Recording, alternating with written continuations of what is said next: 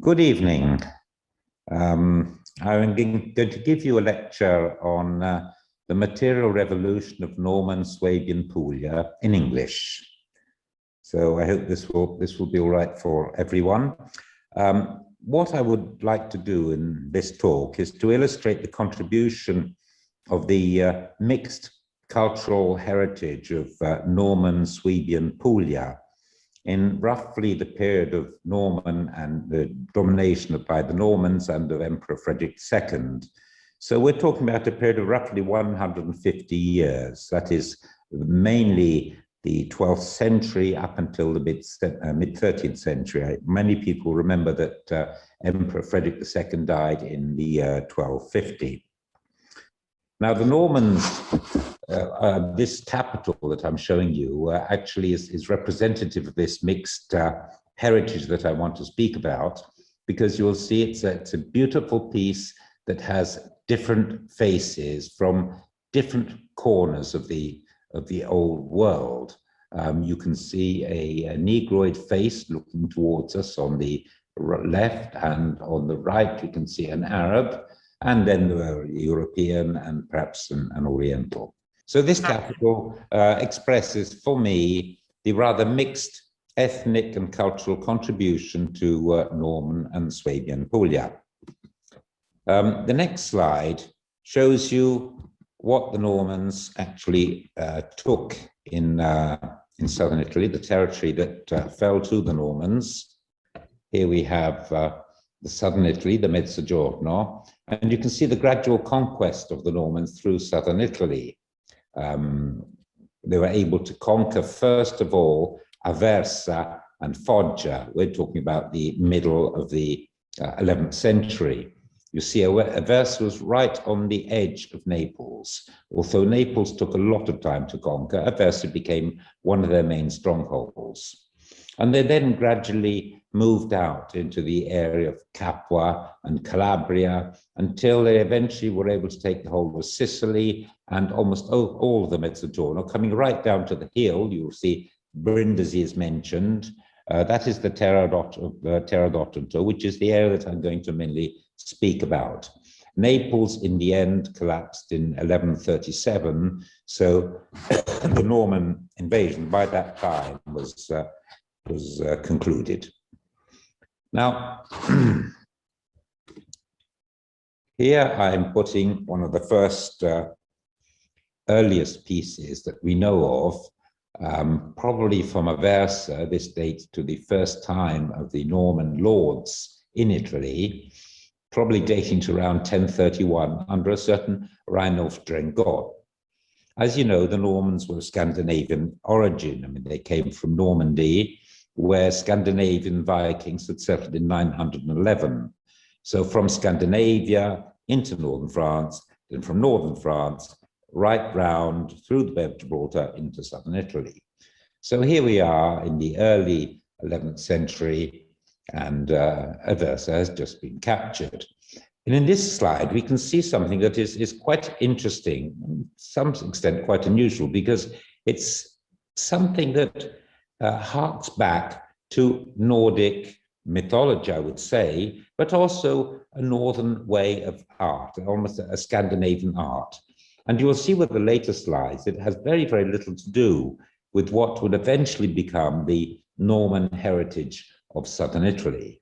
So there's a certain but very, very brief contribution of Norman culture itself. We must remember the Normans were just a small proportion of people living in southern Italy at that time. When we start looking at other types of evidence, I'm thinking of architecture, coinage, pottery, we will see that something slightly different is happening. Now, here we have some coins of Robert Guiscard. He was one of the main knights of the second half of the 11th century and was responsible for conquering much of southern Italy.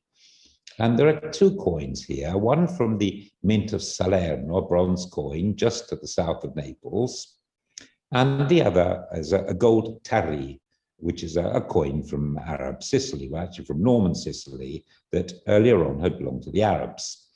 Now, the upper coin is a representation of the Guiscard as a Byzantine emperor.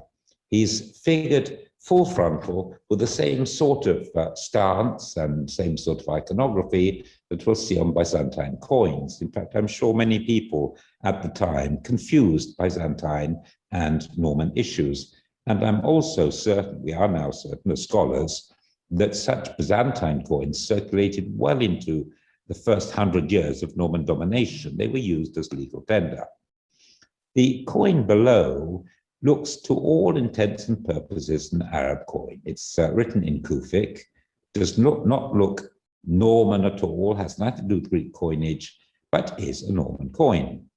So what we have is a people from the north who have conquered Italy, but who are very, very wary of trying to oust the locals, local traditions, local cultures, to impose their own sense of being. And I think this is a very important point to make. The Normans in this case were perhaps very political and very, very intelligent in their domination of peoples that were not directly ethnically related. We will see this also in the next slide, where we see both Byzantine type and Arab type coins, but all of which are Norman. And these were struck for King Roger II. So now we're talking about the mid-12th century. And this is even more interesting because you can get the same coins, such as the one below from Bari, where one half looks as though it's Byzantine and the other half looks Islamic. So they're really playing with different peoples and trying to, I think, make things recognizable for different peoples. Interestingly enough, some of these coins were actually struck in Bari. You see the one to the bottom left is from Bari, and there were no particularly known Arab inhabitants in Bari at that time. So it may have been that Bari even coined coins to be sent to places like Sicily, where there were large Arab populations. Whereas the coins that you see on the distribution map, which are scattered through all of central and southern Puglia, are actually from Messina. And Messina is a Sicilian, the main Sicilian town and mint. So this also underlines the fact that there was great movement between the Normans and the Norman populations in Sicily and places like the Terra d'Otranto or southern Puglia. And we will see this also in other expressions. Now, let's see what we have next. Well, here we go. Architecture. I mentioned architecture to you. This is the famous Bosco De Belvedere. It was a primeval forest lying well to the south of Lecce, stretching for many hectares. Unfortunately, it has now been totally destroyed. It was destroyed essentially in the 19th century, but had been there since prehistoric times and was never really a cultivated area because of its very intractable clay soil. But when the Normans came, they decided the forest was a necessary resource and it was protected. It was protected by their early fortifications, their 11th century fortifications. Now, when I talk about Norman architecture, I'm talking about the difference between architecture in wood and architecture in stone. Because in the period of Norman domination, that is from the 11th through to the 12th century, we will see an enormous revolution taking place in economy, in technology, in various expressions, cultural expressions. Basically, the Mediterranean world was getting richer, was getting wealthier. Trade was starting up again after a number of centuries of what we tend to call the Dark Ages, when things appeared to go bump in the night after the collapse of the Roman Empire. So the first expressions of Norman fortified architecture in this country were wood and earthen mounds. You can just see one here through the, looking through the wood, the small opening, and there we have what we call a Norman motte. Now, if we go closer to see the motte, we'll see that it's, well, this is the original one. This is the one that is still standing in a place called Supersano. It's just a big earthwork. You can see a lot of earth, a lot of rubble, and I hope one day we may be able to launch an archaeological excavation of it and reconstruct the motte. But in the meantime, I have had a series of people to reconstruct the motte as it must have looked like by, say, the second half of the 11th century. And you'll see it's a large artificial hill, which is circled by a wooden palisade within which there's a small village. And then there's a palisade on top of the hill, and there you have the so-called Norman castle keep, or tower, if you like, all of it built in wood. Now, we know a lot about these buildings now because they're scattered throughout Britain and France, and there are a few in Italy, not as many as one might expect or one might like, but they're very, very imposing. Whoever's been to places like Oxford in England can see one still standing by the edge of the town. These were built sometimes on the sides of old Roman towns to watch over the inhabitants, or sometimes in the middle of the country where fiefs or land was being sequestered and used by the Norman conquerors. But this is a very, very simple form of military architecture because it could easily be set alight and conquered. And we have a number of examples, two, I believe, of Norman mottes being destroyed if one looks at the tapestry of Bayeux, the Bayeux tapestry, which was made to celebrate King William the Conqueror's taking of England in 1066. Let's say that the conquest of England in 1066 very much echoes the conquest of Robert Guiscard in the 1060s in southern Italy. So we can imagine that the Normans were dressed in the same way, had the same sort of architecture, spoke the same way. They were the same people. To see what they look like today, apart from the small one at Supersar, I've put two examples of Norman mottes here. A lovely example from Gisors in France, and a very famous example from San Marco Argentano in Calabria, I believe in the province of Cosenza. Now, the original castle keeps that you can see in stone, both at Gisors and at San Marco Argentano, were presumably of wood.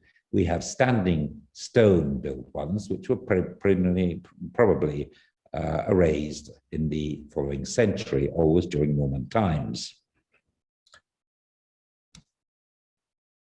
But by the end of the 11th century, things started to change. Slowly, stone started to take the place of wood. Now, this is the economic revolution that I was talking about, an economic revolution that did not just affect the Normans, but affected the Byzantines, both in towards the Western Byzantine territories, as well as in Constantinople. It affected France, the Franks, it affected the Anglo-Saxons, Germany. In all of a sudden, during the course of the end of the 11th and the course of the 12th century, we started to lose considerable numbers of wooden constructions and see new stone, durable stone constructions. Now, the first constructions built in stone in ashlar masonry, such as this lovely tomb of Bohemond, which dates to about 1111, were very, very high status buildings. Either they were castles that needed to be built of stone because they were very strong defensive structures, or they were churches and similar. This is not a church, it's a mausoleum, but it's right next to the church of Canosa. And Prince Bohemond, Prince of Taranto and Antioch, a member of the leading family of Norman invaders, was actually buried there. It's lovely. This is an old photograph taken 100 years ago, but the building is still there and is in lovely condition. I would invite everybody to go and visit it when they're in this part of Italy. But another example, a church this time, is the monastery of Santa Maria di Cerate. Now, this lies just to the north of Lecce and has recently been reconstructed by the FAI, the Fondo per l'Ambiente Italiano. I conducted some excavations there with my students. The plan on the right shows my excavation trenches, which we tried to understand the actual history of Cerate. And on the left, you can see a lovely aerial photograph of the small complex. Now, Cerate dates just about the same time as the tomb of Bohemond. We don't have that much dating for cerate, but there's a very interesting tombstone. This is built near the portal. I haven't photographed it, but it's by the portal, the main portal, which is the slide in the top left. And the tombstone is built on as one of the abbots of the monastery who died in 1096. Now, as the tombstone was probably lying on his tomb and was removed to be put in the facade of the church until when the church was built, I assume that the earlier church was built of wood. Then when this was built, in the early years of the 12th century, it was then removed and put in the portal, put beside the portal. Now you can see here the architecture, not only is it ashlar masonry, but it is also very finely decorated. We're suddenly finding some very, very careful decoration of figures with angels, of what we would call Romantic architecture. There's to one side of the church is a lovely portico, and the capitals of the portico are really splendidly carved. You can see above a figure with an animal. It looks as though he's being attacked by a wolf or something. And then some other rather amusing figures. Again, something else to see when you come to this part of lecture. Just get in contact with me and I'll gladly show you all around. But even more impressive, but of course at a later date, cerate, the tomb of Bohemond, date to the early 12th century. We now move into the middle of the 12th century and we go and visit the cathedral of the major town of Otranto. Now, Otranto had been the Byzantine city in southern Italy for most of the 500 years of Byzantine domination of the south. There we had all the military and ecclesiastical officials congregating. It became a metropolitan bishopric. And at one stage, the cathedral church, which originally had been of Roman date, I should think probably I should think about the 5th century AD, with its lovely Roman mosaic, was totally revamped, totally reconstructed into a major three-aisled church. Now, these reconstructions are done by a student of mine who deals with virtual reality, and you can see the inside of the church with what is known as the Pantaleone mosaic. Now, Pantaleone was a monk who lived, worked and prayed in the local monastery of Casole, San Nicola di Casole, St. Nicholas of Casole, which was just a few kilometers outside of Otranto. He was also clearly an artist, a great mosaicist, and a very, very cultured man. So when he actually built his mosaic in 1096, he was able to decorate it with the tree of life. We have in the central nave this enormous tree of life, and on the sides of the tree of life and in the side aisles, we have a series of details relating to the Old and the New Testament and to legendary figures of medieval times, which again show the heterogeneity of Norman culture. I'm just putting up a couple that I find particularly interesting. Here you see the main trunk of the tree of life growing right through the center of the mosaic. And to the sides of the trunk are 6 roundels aside, which makes 12 roundels, represent the 12 months. And you can read from the upper left, Janus, which would be January, to a lower right, December, which would be December. And so we have January, February, March, April, May, June, July, August, September, October, November, December, every single month showing people what they should do. Now, we must remember that many people, the majority of the people at that time, did not know how to read and write.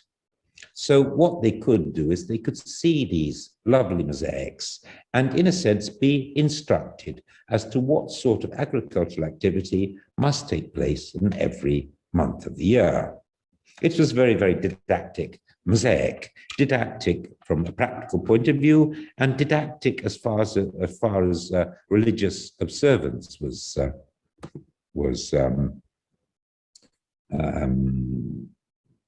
called into play. Here, for example, we have a sort of semi-religious scene, the Tower of Babel. Now, I think everybody knows the story of the Tower of Babel, so I won't go into it in detail, but of course the people building this enormous Tower of Babel that had to reach the heavens were afflicted by God and made to babble in different languages that nobody would understand each other, and they were thus spread to the corners of the earth. That gives us the sort of idea of how there were many people with many languages inhabiting many places. Perhaps this is a sort of symbolic meaning of the mixed cultural environment that we're seeing. But what's even more important for what I was saying about the development of culture and technology is that we are seeing the construction of a stone building. There is no wood here. There is no wood as in earlier churches, as in the motts, the early wooden castles. This is old stone ashlar masonry. They're running up and down ladders. They have blocks on their shoulders, pushing blocks up to try and gain the heights with this marvelous Tower of Babel. So it represents the technological revolution and the economic revolution of the mid-12th century. Now, if we go ahead, I'll show you something else which is linked to this. Now, when the Normans arrived in Lecce, and we now go back 100 years, we're talking to the mid-11th century. The Normans attacked Lecce. It was a Byzantine stronghold. The Byzantines were no longer enough as to be able to live in the whole of old Lecce, which was a large Roman town. So they congregated within the old amphitheatre. And the amphitheatre, which of course was now redundant, theatrical amphitheatrical games were no longer played for well over 600 years.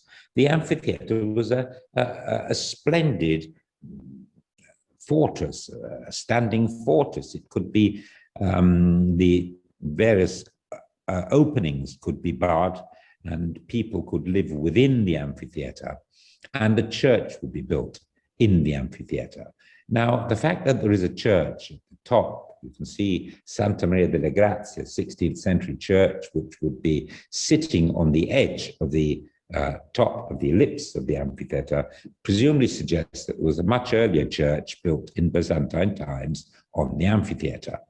So the Normans probably conquered this amphitheatre fort, and it became their first fort. You can see a similar example at Santa Maria delle Grazie in Catania. And I think about 100 years or a couple of generations passed before the Normans were strong enough to be able to build a new fort. But then they eventually did. And we discovered this through archaeological excavations within the modern castle of Lecce. Now, the castle of Lecce today is called the Castello di Carlo V. Carlo V refers to Emperor Charles V, a Habsburg emperor. We're referring now to the 16th century. But it was not actually built by Emperor Charles V. We did excavations over the university, and you went down and down and down and down in the stratigraphy until we arrived at the layers that you can see in these two slides, which are Norman layers. And in the Norman layers, you can see a lot of earth, and you can see very, very badly built, or let's say crudely built, stone footings, because these stone footings are no more than the foundations for standing structures in earth and wood. So we're now again in the mid-12th century, but earth and wood still being used. But I want to show something else in this slide that's very, very interesting. If you look at the one at the top, you can see the rather rough, crude walls, but the upper wall, the northernmost wall in the slide, the uppermost wall in the slide, is a very beautiful wall of ashlar masonry. That is no longer Norman, that is Swabian. That wall dates to the years of Emperor Frederick II. So here we have another technological jump, a move forward, an economic move as well. Now, the Normans started to build stone castles. Under Frederick II, the stone castles were ever more perfected. We have some further instances of this, because from a destruction layer of the Norman building, the Norman wooden and earth building, just above those stone foundations, one of my students was lucky enough to find a hoard of 5 gold coins. They're all gold tari.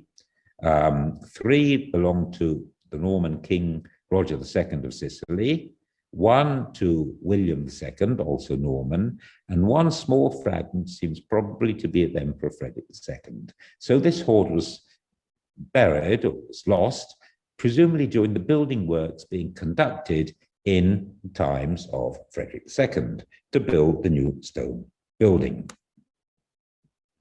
Now, this is all an example of how wealth is gradually accumulating, and the lords can start to spend on projects throughout the country. And these projects are projects that are didactic to local populations. They're providing them with more fortifications, with more churches, with more decorated churches and other buildings. Although most people's normal homes were still continually built in wood and earth. So this is an example of the great wealth, and both show Greek and Arab influence, and we're now in the moment of Roger II. I showed you some coins which had Greek and Arab influence, but we have the same thing here, because we have 2 really luxury goods that were made for Frederick II. We have his mantle below. Now, this mantle is largely a silk mantle with gold, and although the mantle could quite well have been used by a Norman king, the iconography is very, very much Eastern, the sort of thing that you would see in the Islamic world, or at least in the Middle East. The mosaic, on the other hand, one of the famous mosaics in the portarono in Palermo, remember Palermo was the main seat of King Roger II of Sicily. We have this lovely coronation of King Roger II on a gold background, which rather recalls the Byzantine mosaics of Ravenna, the famous Justinianic mosaics. We have both Justinian and Theodora, often with gold backgrounds or with a very, very strong use of gold tesserae. So one harks back to Islam, the other harks back to Greece. They're both, in some sense, fully at home in what was an Arab, Greek, Byzantine population of southern Italy, but being used by the Normans of Scandinavian origin. Rather than assimilating the local inhabitants to their culture, they had been assimilated to the culture of the local inhabitants.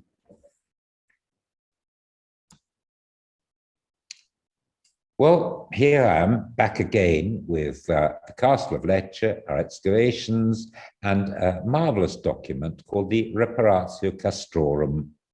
Now, the Reparatio Castrorum is one of the few documents that actually dates to the years of Emperor Frederick II, 1241 to 1246. This document refers to a castrum lici, which would mean the fortifications, the fortified settlement of Lecce, with the maintenance of this settlement responsibility of the Universitas Lici, which would be the people, inhabitants of the town of Lecce. Now, this castrum was probably the castle and probably also the city walls that I also excavated a few years ago. And the slide shows you a total mess of walls of different periods. We have Norman walls, we have Angevin walls, but I think viewers can see 2 long parallel walls going right the way through the excavation. These 2 long parallel walls and a cross wall are dated to the period of Frederick II. So we're seeing very, very high quality architecture being used at the time. Curiously enough, in the same levels, we had the small fragment of pottery in the lower left that dates to the same period, Frederick II, and it's a fragment of pottery that comes from the Sicilian manufacture of caltagirone. Above, you see a whole bowl of caltagirone glazed pottery. That was found in Lecce, not the whole bowl, but a small fragment. So there are continuous links between what was once Byzantine Lecce and what was once Arab Sicily, both now in Norman hands. So here's an idea of the castle of Lecce before Emperor Charles V. This drawing dates to, I believe the castle of Lecce looked like this in the 13th century. So this drawing would, in a sense, date to the 13th century, a representation of the 13th century. But the central tower over the gateway may well date to the time of Frederick II. Well, I don't think I need to press the point about how great the architecture of Frederick II became. We can see Castel del Monte, which is one of the most used images when one wants to talk about Frederick II in Italy, or his power and his love of Puglia. Castel del Monte is in Andria, to the north of Puglia. But this is just one of his many castles built totally in stone, much of which had Arab influence, not only because of the Arabs in Italy, but also presumably because the Arabs that he met when he took his crusade, his warring crusaders to the east. You know, the Fourth Crusade in 1204 was in Constantinople, but other crusades, all the following crusades of the same 13th century, including a couple with Frederick II himself, were all in the Holy Land and that area. And from there, he took the form of Islamic architecture, fortified architecture, and brought it back home. It was something else that added to his inheritance. But as I say, it's not just coins, not just castles and monumental architecture and churches, but also such humble things as pottery. Even they were influenced by this Greek, Byzantine, Arab milieu cultural background in which the Normans and then the Swabians found themselves. Now, these are the first earliest glazed pots made on mainland Italy that were of medieval tradition. The four pieces to the bottom right were produced in Naples. The large fragment in the top left was produced in Lecce, and they all look very, very similar. They are very simple pieces. They usually have a green glaze, then they have some black decoration, markings, sometimes on the rim. The French call them tache noire, black splatters of paint, black stains of paint. And these appear in the early part of the 12th century and carry on for most of the 12th century, getting perhaps slightly more complex as time goes on with the influence from the Byzantine areas and Byzantine Greek potters. But we then reach the 13th century and things change dramatically. We start to lose the lead glaze pottery of the Arab type and suddenly find these beautiful proto-Maiolica dishes.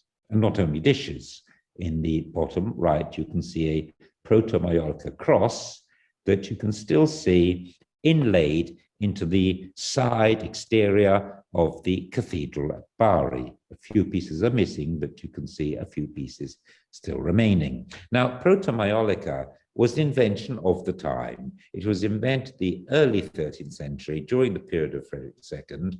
And instead of using green lead glaze, it used tin glaze.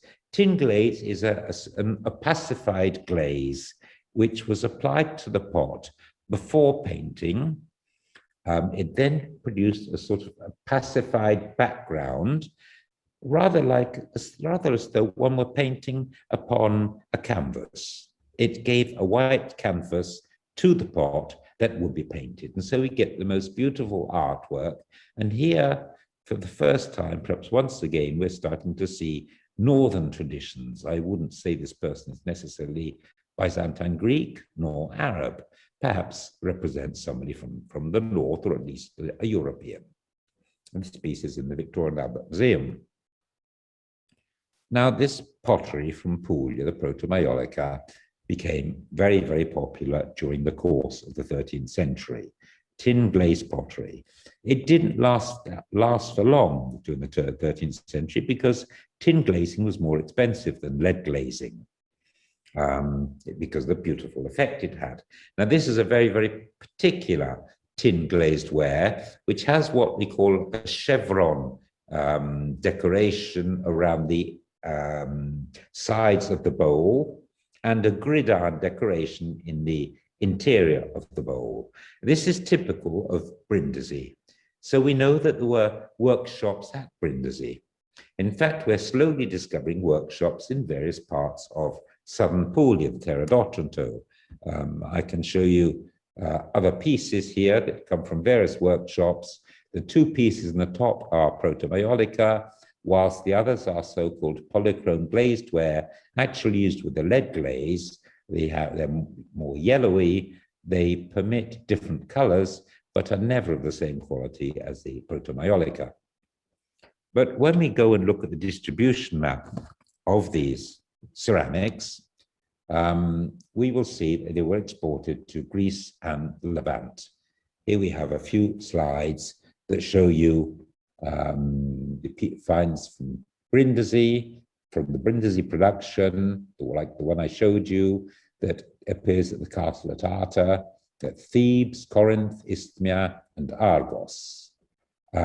These were fairly close Frankish castles that were created, their castles belonging to Western feudal lords who conquered the area following the Fourth Crusade. Whereas the castles in the Near East, along the Holy Land, the Levant, at Acre, Aklit, Caesarea, Jaffa, and Jerusalem, castles, and of course the great center of Jerusalem, were in the Holy Land, which was being reconquered during the Crusades that were also taking place during the course of the 13th century. So obviously these places that were full of soldiers, crusaders, pilgrims from the West were also being supplied with pottery from their homeland, or at least from places like Brindisi and other sites in Puglia.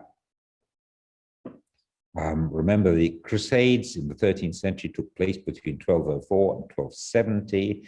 1204 was the Fourth Crusade, 1270 the Eighth Crusade. So there's quite a lot of time for this material to arrive in these places, and presumably return goods would be taken back to Italy from these lands, such as dates, animals, slaves perhaps, and all sorts of artisanal works made in the Near East and in Greece.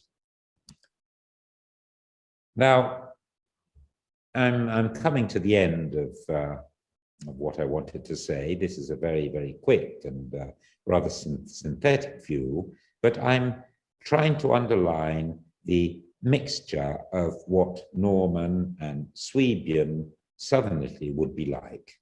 It was a mixture of people we know, people I've mentioned, of Scandinavians that had settled in Normandy and then were linked to the French, Scandinavians who had settled in Kiev in the steppe country of today's Ukraine, and then went to work as mercenaries for the Byzantines in Constantinople and came across with the Byzantine Greeks. 500 years of Greek occupation, Arabs who'd conquered Sicily and who came here as traders from Alexandria and elsewhere, and a plethora of other peoples from all over the Mediterranean and Europe. We know for very, very strong Jewish communities, for example, and they all brought their own DNA, their own cultural styles, their own languages, their own way of looking at things.